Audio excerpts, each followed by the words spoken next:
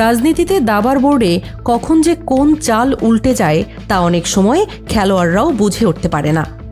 যে নিজেকে রাজা ভাবছিল সেই হঠাৎ বুঝে যায় তার দুর্গের ভিত নড়বড়ে। ঠিক তেমনি এক অশনি সংকেতের সামনে দাঁড়িয়ে আছে চরমনাই পীরের দল। নির্বাচনের ঠিক আগ মুহূর্তে মাঠের নেতাকর্মীদের সরে যাওয়া, জামায়াতের পতাকার নিচে আশ্রয় নেওয়া, সব মিলিয়ে এটি আর সাধারণ দলবদল নয়, বরং বড় কোনো রাজনৈতিক ভুলের ফলাফল। খিলগাঁও সংকেত, তৃণমূলের ভাঙন ও বাস্তবতার পথে নড়াচড়া। 17 জানুয়ারি শনিবার সকালে খিলগাঁওয়ে যে ঘটনাটি ঘটেছে তা চরমনাই রাজনীতির জন্য এক গুরুত্বপূর্ণ সতর্কবার্তা হিসেবে বিবেচিত হচ্ছে। ঢাকা মহানগর দক্ষিণের 75 নম্বর ওয়ার্ড সভাপতি গাজী নাসির উদ্দিন, প্রভাবশালী ব্যবসায়ী কাজী আক্তার হোসেন সহ মোট 10 জন নেতাকর্মী আনুষ্ঠানিকভাবে জামায়াত ইসলামীতে যোগদান করেছেন। শুধু যোগদান করাই নয়, তারা সরাসরি ফুল দিয়ে বরণ করেছেন জামায়াতের প্রার্থীকে, যা স্পষ্ট ইঙ্গিত দেয় যে তৃণমূলের ভেতরে ভাঙন শুরু হয়ে গেছে। এই পদক্ষেপ একটি বড় রাজনৈতিক বার্তা বহন করছে, যা শুধু ব্যক্তিগত নয়, বরং আসন্ন নির্বাচনী কৌশল ও রাজনৈতিক ভারসাম্যের প্রতিফলন।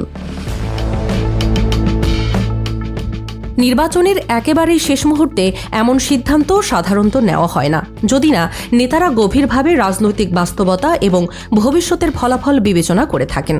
তারা বুঝতে পেরেছেন যে হাত পাখার রাজনীতি দিয়ে সংসদে কার্যকর ভূমিকা রাখা সম্ভব নয়। তাই তাদের পদক্ষেপ কেবল আবেগের ফল নয়, বরং প্রজ্ঞা এবং দীর্ঘমেয়াদী রাজনৈতিক প্রভাবের প্রতিফলন।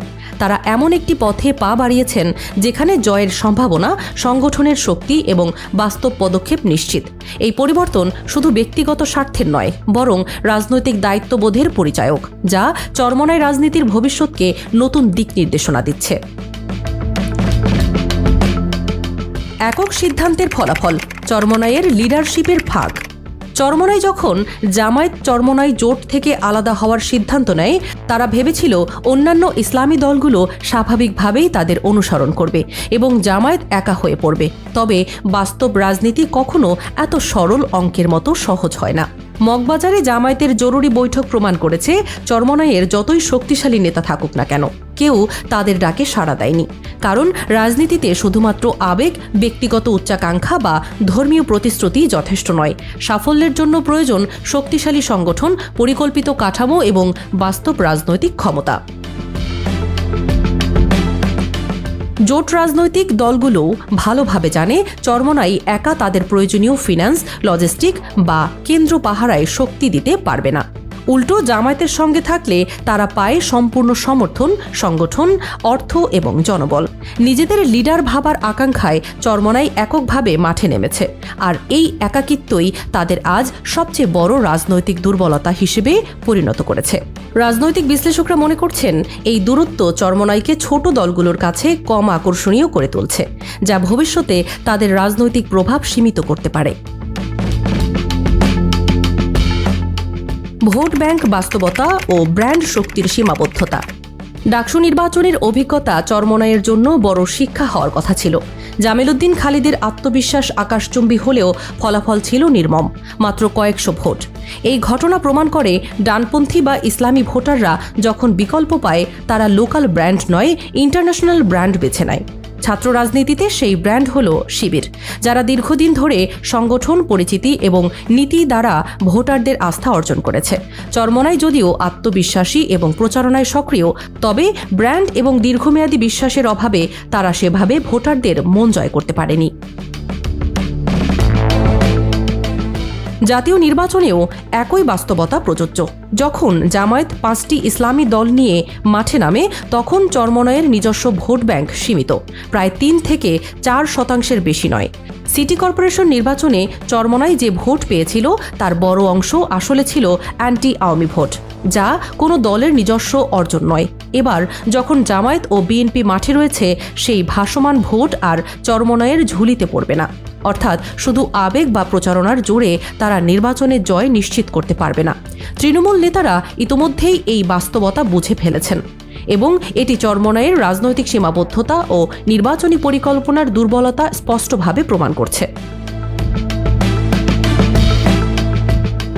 নেতৃত্বের হিংসা ও ঐক্যের ব্যর্থতা, নূর পার্টির সতর্কবার্তা। চরমোনাইয়ের জোট ভাঙার মূল কারণ শুধু রাজনৈতিক কৌশল নয়, এটি গভীর মনস্তাত্ত্বিক। নেতৃত্বের হিংসা, আধিপত্যের লোভ এবং অহংকার চরমোনাইকে এককভাবে সিদ্ধান্ত নিতে বাধ্য করেছে। মামুনুল হক যদি জোটে থাকতেন, চরমোনাইয়ের আশঙ্কা ছিল তাদের রাজনৈতিক প্রভাব ও আধিপত্য ক্ষতিগ্রস্ত হবে।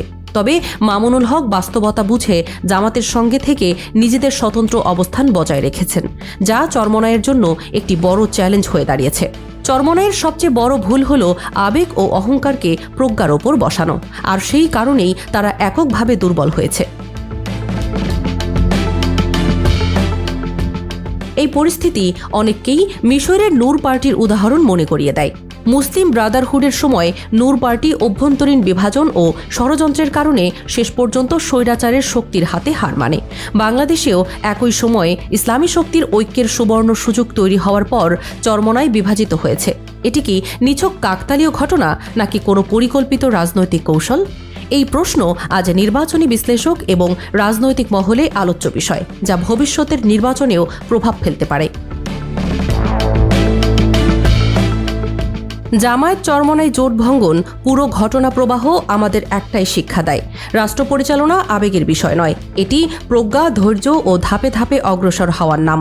রাসূল সাল্লাল্লাহু আলাইহি ইসলাম যেমন সময় ও বাস্তবতা বুঝে সিদ্ধান্ত নিয়েছেন, ঠিক তেমনি রাজনীতিতেও হিকমার বিকল্প নেই। হুট করে বড় দাবি, অতিরিক্ত লোভ আর দ্বিমুখী নীতি শেষ পর্যন্ত দলকেই ডুবিয়ে দেয়। খিলগাঁওয়ের নেতারা দেখিয়ে দিয়েছেন তৃণমূল ফরেন এজেন্ডা বা আত্মঘাতী ভুল মানে না। ইতিহাস বারবার সুযোগ দেয় না। ট্রেন একবার ছেড়ে দিলে পরে আফসোস ছাড়া কিছু থাকে না। আল্লাহর বিজয় হবেই, হয় আপনাকে নিয়ে, নয় আপনাকে ছাড়াই।